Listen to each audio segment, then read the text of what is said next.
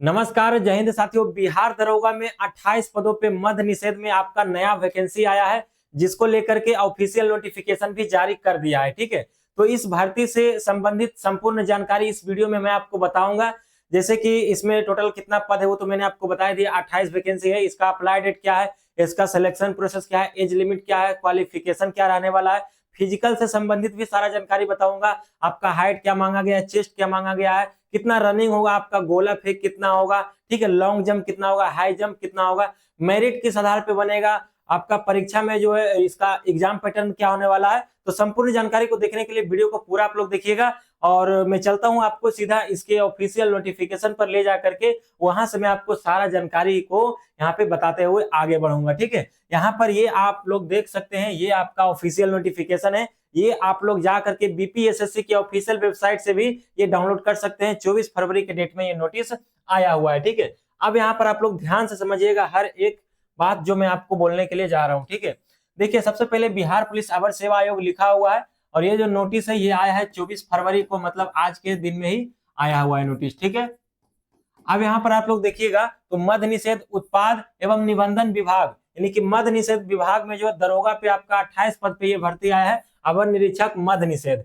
ठीक है, के रिक्त पदों पर प्रतियोगिता परीक्षा के आधार पर सीधी नियुक्ति हेतु विज्ञापन, विज्ञापन संख्या आपका 27/3/2025 रहने वाला है। सॉरी, ये नहीं, आपका विज्ञापन संख्या 1/2025 रहने वाला है। ठीक है, आवेदन करने का जो अंतिम तिथि है वो 27 मार्च 2025 है, और आवेदन जो स्टार्ट आपका हो रहा है वो 27 फरवरी 2025 से हो रहा है। मतलब आपको एक महीना पूरा आपको समय दिया है। 27 फरवरी से स्टार्ट होगा, 27 मार्च तक यहाँ पे लास्ट चलेगा। ठीक है, चलिए यहाँ पर अब हम लोग बात करते हैं इसका सैलरी को लेकर के। तो सैलरी ये सब जो है ना बात हम लास्ट में करेंगे, जो आपके लिए महत्वपूर्ण है, जैसे कि एज, क्वालिफिकेशन, ये सब फिजिकल एलिजिबिलिटी, ये सब पहले मैं आपको बताता हूँ। ठीक है, तो सबसे पहले यहाँ पर आप लोग जो कट ऑफ डेट देख लीजिए कि आपका जो क्वालिफिकेशन है, जो आपने स्नातक कर रखा है, वो डिग्री कब तक यहाँ पे मांगा जा रहा है। तो आपने अगर स्नातक कर रखा है कोई भी स्ट्रीम से, बीए, बीएससी, बी कॉमर्स, लेकिन आपका 1 अगस्त 2024 तक होना चाहिए पास। मतलब अगर आप 1 अगस्त 2024 तक या उससे पहले ग्रेजुएशन पास कर लिए हैं, बीए, बीएससी, बी कॉमर्स कोई भी स्ट्रीम से, कहीं से भी, बस वो मान्यता प्राप्त होना चाहिए, सर्टिफिकेट सही होना चाहिए, तो आप इसके लिए आवेदन कर सकते हैं। ठीक है, और अदर स्टेट वाले भी कर सकते हैं, इसमें कोई भी प्रॉब्लम नहीं है। ठीक है, चलिए अब यहाँ पर उम्र सीमा की गणना देखिए। आपका कट ऑफ डेट का मतलब क्या होता है कि आपका एज जो काउंट किया जाएगा वो कट ऑफ डेट से किया जाएगा। तो मतलब आपका जो एज है वो 1/8/2024 से काउंट किया जाएगा। अब यहाँ पर आगे इसी वीडियो में हम बताएंगे कि आप लोगों का एज कितना मांगा गया, जनरल, ओबीसी, एससी एसटी वालों के लिए, महिला और पुरुष दोनों के लिए। ठीक है, चलिए आगे चलते हैं। यहाँ पे अब देखिए आ चुका है सबसे पहले आपका एज लिमिट। देखिए मैं आपको बता देना चाहता हूँ, इस नोटिफिकेशन में जैसे जैसे आता जाएगा मैं हर एक लाइन आपको बताता जाऊंगा आपके लिए। ठीक है, तो सबसे पहले यहाँ पे आया हुआ है आपका एज लिमिट को लेकर के। तो देखिएगा आपका जो है, अगर आप लोग मेल कैंडिडेट हैं सबसे पहले, और अगर आप जनरल से हैं, मतलब अगर आप बिहार के जनरल से हैं, यूआर से हैं, या तो आप अदर स्टेट से फॉर्म भर रहे हैं, तो आप भी जनरल में ही आएंगे। ठीक है, तो आपका जो मिनिमम है वो 20 साल एज मांगा गया है, और मैक्सिमम 37 बरस। लेकिन अगर आप ऐसे स्थिति में महिला कैंडिडेट हैं जनरल से, तो आप लोगों का मिनिमम 20 साल है और मैक्सिमम 40। तो यहाँ पे मैं लिख देता हूँ, यूआर के लिए जो आपका मेल कैंडिडेट का है वो 20 साल से लेकर के जो 37 यहाँ पे बरस तक मांगा गया है, और फीमेल के लिए यहाँ पे मांगा गया है 20 साल से लेकर के 40 वर्ष तक। ठीक है, चलिए ये आप लोगों का मेल के लिए हो गया, और फीमेल के लिए, जनरल वालों के लिए। अब यहाँ पर हम लोग बात करते हैं पिछड़ा वर्ग एवं अत्यंत पिछड़ा वर्ग के पुरुष एवं महिला के लिए, मतलब ओबीसी कैंडिडेट यहाँ पर ध्यान देंगे, जो कि सबसे ज्यादा है। ठीक है, इनका जो है एज रखा गया है वो मिनिमम रखा गया 20 साल और मैक्सिमम 40 साल। अगर आप ओबीसी कैंडिडेट हैं, या तो आप मेल हैं या तो आप फीमेल हैं, तो आपका 20 से लेकर के 40 साल एज यहाँ पे रखा गया है। ठीक है, बाकी एज वगैरह में भी छूट दिया जाता है भाई, आगे अभी आगे जो है आप लोग को पता चलेगा। ठीक है, आगे चलते हैं यहाँ पे हम लोग इस वीडियो में। तो यहाँ पर आप लोग देखिएगा एससी एसटी के बारे में हम लोग बात करते हैं कि एससी एसटी का जो है कितना मांगा गया है एज। तो देखिए पुरुष एवं महिला दोनों के लिए जो है एससी एसटी के लिए 20 साल से लेकर के 42 साल तक यहाँ पे मांगा गया है। ठीक है, 20 साल से लेकर के आपका 42 साल तक अगर एज है तो आप भर सकते हैं। लेकिन ये जो मिनिमम मैं सभी में बता रहा हूँ 20 साल 20 साल 20 साल, तो ये आपका 1 अगस्त 2024 तक होना चाहिए 20 साल। ठीक है, ये बात आप लोग ध्यान रखिएगा। कैलकुलेटर का लिंक नीचे दिया हुआ है डिस्क्रिप्शन में, वहां पर जा करके कैलकुलेट अपना कीजिए एज को कि कितना आपका एज हो रहा है 1/8/2024 के हिसाब से। आगे चलते हैं। अब यहाँ पर आपको दिया हुआ है शारीरिक मापदंड के बारे में, मतलब फिजिकल से रिलेटेड आपका यहाँ पे आ गया, ऊंचाई, सीना और वजन, ये सब जो आपका मापा जाएगा। तो देखिए मैं आपको पहले ही क्लियर कर देता हूं कि इसमें जो मेरिट बनेगा वो फिजिकल पे नहीं बनेगा। तो जो भी मैं बताऊंगा फिजिकल बस आपको उसे पास करना है, ठीक है। जो मेरिट बनेगा आपको इसका एग्जाम पे बनेगा। अब यहाँ पर देखिएगा आपका जो ऊंचाई है, मतलब आपका जो हाइट मांगा जा रहा है वो मांगा जा रहा है पुरुष के लिए, किसके लिए, तो जनरल के लिए एवं पिछड़ा वर्ग। देखिए UR एवं BC 2 के लिए और मेल के लिए जो आपका हाइट है वो 165 सेंटीमीटर है, ठीक है। उसके बाद यहाँ पर हम लोग बात करते हैं अत्यंत पिछड़ा वर्ग के पुरुषों के लिए। अत्यंत पिछड़ा वर्ग बोले तो BC1, ठीक है, जिसे EBC भी बोला जाता है। मैं यहाँ पे लिख ही देता हूँ EBC। इनका 160 सेंटीमीटर यहाँ पे मांगा जा रहा है। उसके बाद यहाँ पर SC ST के बारे में बात करते हैं पुरुष के लिए, तो इनका भी 160 ही मांगा जा रहा है। SC ST का बात करते हैं तो इनका भी 160 सेंटीमीटर मांगा जा रहा है। बाकी सभी कैटेगरी के महिलाओं के लिए SC ST EWS general OBC के लिए 155 सेंटीमीटर यहाँ पे रखा गया, ठीक है। चलिए ये हाइट का क्लियर हो चुका है। अब हम सीना के बारे में बात करते हैं, मतलब कि आपका जो चेस्ट नपाता है वहां पे, ठीक है।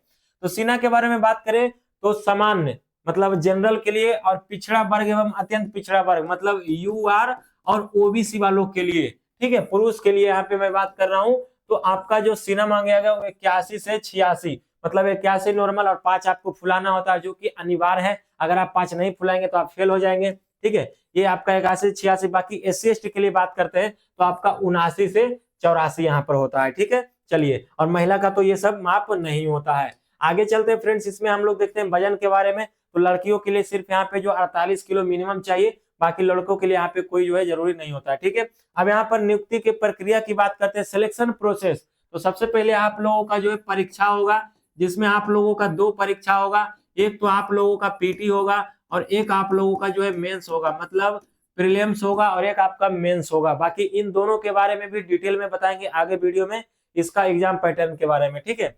चलिए, तो आप लोगों को बताया गया है कि आपका जो यहाँ पे ये लिखित परीक्षा होगा वो 2 चरणों में होगा, पहला PT दूसरा मेंस। तो PT में जो पहला आपका एग्जाम होगा, मतलब कि प्रथम चरण, तो इसमें आपको 100 क्वेश्चन आएगा, 200 नंबर का रहेगा और 2 घंटा समय दिया जाएगा और समान ज्ञान एवं समसामयिका मुद्दों से आपसे क्वेश्चंस पूछे जाएंगे।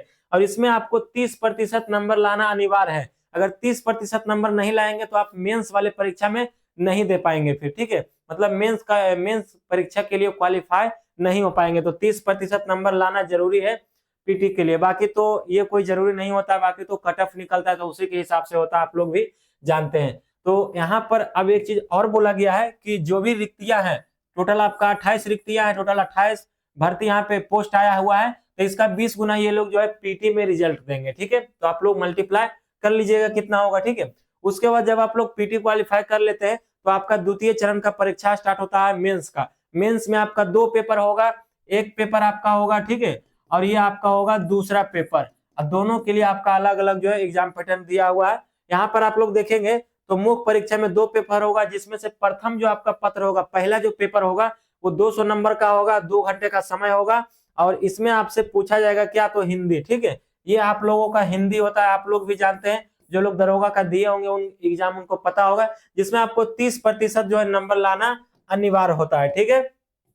चलिए आगे हम लोग चलते हैं। आगे जो आपका द्वितीय जो प्रश्न पत्र यहाँ पे आपसे पूछा जाएगा, मतलब कि जो मेंस का जो दूसरा पेपर है, तो उसमें आप लोगों से सामान्य विज्ञान, मतलब इसमें GK GS मैथ रीजनिंग सारा पूछा जाता है। इसमें भी आप लोगों का 200 नंबर का ही होगा एग्जाम और 100 क्वेश्चन आएगा और 2 घंटा आप लोगों को समय दिया जाएगा। यहाँ पर आप सभी लोग देख सकते हैं, ठीक है।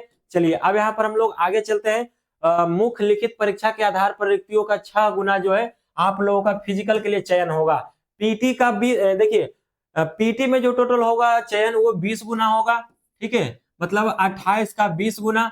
बाकी जितना भी यहाँ पर PT क्वालिफाई कर लेंगे तो उसका जो है 6 गुना कैंडिडेट को क्वालिफाई किया जाएगा। सॉरी, मतलब मेंस का फिर जो भी मेंस में मतलब क्वालिफाई करेंगे तो उसका 6 गुना फिजिकल के लिए किया जाएगा, ठीक है। जो आपका शारीरिक दक्षता परीक्षण होगा, ठीक है, जिसमें आपका लॉन्ग जंप होगा, हाई जंप होगा, गोला होगा, आपका रनिंग होगा, ये सारा जानकारी, ठीक है।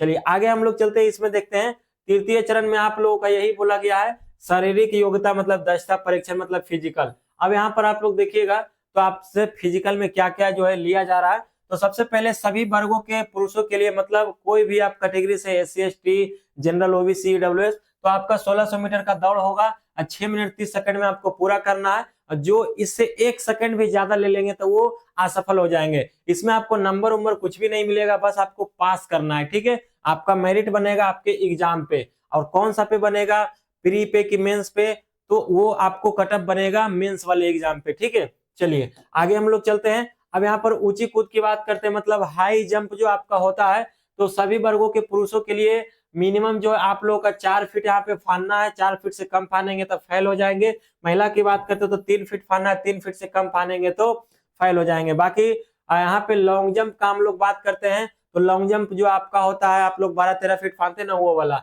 तो 12 फीट सभी पुरुषों के लिए, सभी वर्गों के लिए है। 12 फीट से कम फानेंगे तो फेल हो जाएंगे।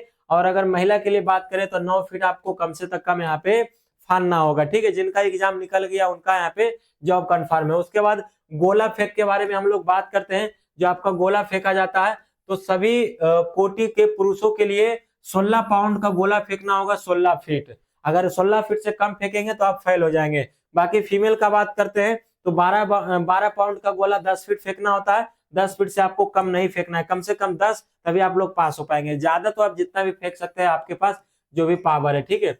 उसके बाद यहाँ पर हम लोग बात करते हैं मेघा सूची। अब यहाँ पर देखिए बताया गया है कि अंतिम रूप से सफल अभ्यर्थियों की मेघा सूची मुख्य लिखित परीक्षा में प्राप्त अंकों के आधार पे किया जाएगा। तो आपका जो मेंस में नंबर आएगा उसी के आधार पर आप लोगों का मेरिट बनेगा, ठीक है। बाकी यहाँ पर आप लोग देखिए, ये जो 28 पद आया है, इसमें आपका सब अलग अलग कैटेगरी वाइज जो है यहाँ पर दिया हुआ है। जैसे कि आपका जनरल में 12 वैकेंसी है, ठीक है। उसके बाद अनुसूचित जाति मतलब SC की बात करें तो 4 वैकेंसी है। ST का बात करें तो इसमें एक भी वैकेंसी नहीं है। उसके बाद यहाँ पर अगर हम BC1 का बात करते हैं तो इसमें आपका 5 वैकेंसी है। अगर BC2 का हम यहाँ पर बात करते हैं तो 3 वैकेंसी है। अगर पिछड़े वर्ग की महिला के लिए बात करते हैं तो 1 वैकेंसी है। EWS के लिए बात करें तो 3 वैकेंसी है। बाकी 35% आरक्षण भी इसमें लड़कियों को दिया गया है, हमेशा की तरह इसमें भी, ठीक है। चलिए अब यहाँ पर हम लोग आगे चलते हैं। तो बाकी ये सब बातें आरक्षण को लेकर के लिखा हुआ है। बाकी संपूर्ण जानकारी मैं बता दिया हूं। तो बिहार दरोगा मद्य निषेध में जो 28 पदों पे ये भर्ती आया है, उससे रिलेटेड मैंने आपको सारा जानकारी बताया है। जैसे कि आपका लंबाई कितना चाहिए, सिलेक्शन प्रोसेस क्या है, एज लिमिट क्या है, क्वालिफिकेशन क्या है आप लोगों का, ठीक है। सैलरी कितना मिलेगा, तो सैलरी आप लोगों को ऊपर भी लिखा हुआ था नोटिफिकेशन में। इसका नोटिफिकेशन का लिंक मैं डिस्क्रिप्शन में डाल दिया हूं, जाकर के आप वहां से देख सकते हैं। तो उम्मीद करते हैं कि संपूर्ण जानकारी आपको समझ में आया होगा। अगर कोई भी डाउट आपके मन में है तो इस वीडियो के कमेंट में आप लोग लिखिए, उसका रिप्लाई देने का मैं काम करूंगा। और ये नोटिफिकेशन आप लोग जाकर के इसके ऑफिशियल वेबसाइट पर भी चेक कर सकते हैं। सभी का डायरेक्ट लिंक मैं नीचे दे दिया हूं, ठीक है। तो फिर से मिलते हैं किसी नए अपडेट के साथ। तब तक के लिए आप सभी लोग अपना ख्याल रखिएगा। फिर से मिलते हैं, तब तक के लिए आप सभी को जय हिंद, जय भारत।